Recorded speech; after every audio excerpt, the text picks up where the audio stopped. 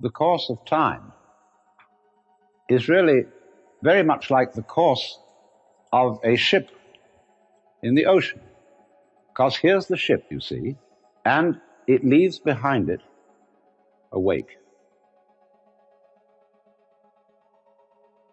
The wake fades out, and that tells us where the ship has been, in just the same way as the past and our memory of the past tells us what we have done. But as we go back into the past, and we go back and back to prehistory, and we use all kinds of instruments and scientific methods for detecting what happened, we eventually reach a point where all record of the past fades away in just the same way as the wake of the ship. Now, the important thing to remember in this illustration is that the wake doesn't drive the ship any more than the tail wags the dog.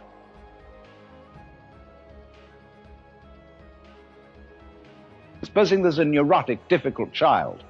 One school of thought used to say, well, bang him about, beat him up, and maybe he'll change. But then they said, oh no, that's not fair to the child to beat him up because it was his parents. They didn't bring him up properly. And so then they say, well, punish the parents. Well, the parents say, excuse me, but our parents were neurotic too, and they brought us up badly, so we couldn't help what we did. And so since the grandparents are dead, we can't get at them. And in any case, supposing we could, we would pass the whole blame back to Adam and Eve in the Garden of Eden. And they say they started all this mess. But then Eve would say, no, the serpent tempted me and I did eat, and it was the serpent's fault. So you see, if you insist on being moved, being determined by the past, that's your game. But the fact of the matter is, it all starts right now. But we like to establish a connectivity with the past, because that gives other people the impression that we're sane. If you ask me then, why am I talking? Well, I could say I'm making a living this way, or I have a message that I want to get across to you. But that is not the reason. I'm talking for the same reason that birds sing, and for the same reason that the stars shine, is I dig it. Why do you dig it? Well, I could go on answering all sorts of questions about human motivation and psychology, but they wouldn't explain a thing, because explaining things by the past is really a refusal to explain them at all. All you're doing is postponing the explanation. You're putting it back and back and back and back, and that explains nothing. What does explain things is the present. Why do you do it now? Now, this is a slight cheat, because that doesn't explain it either. Because what happens now, just as the sound comes out of silence, all this comes out of nowhere. All life suddenly emerges out of space, bang, right now.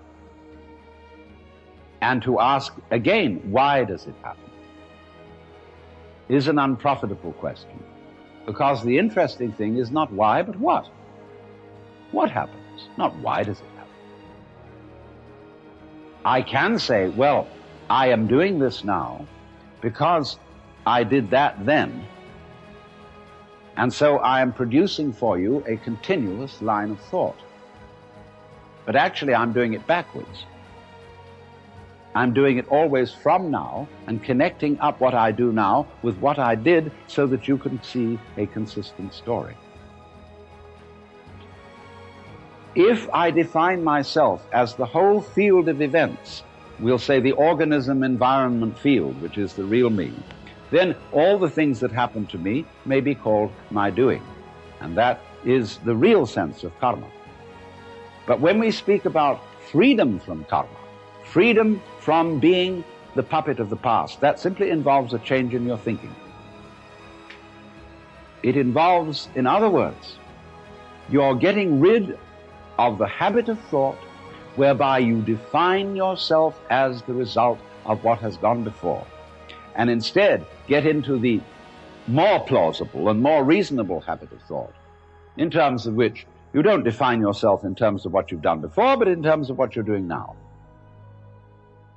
And that is liberation from the ridiculous situation of being a dog wagged by its tail.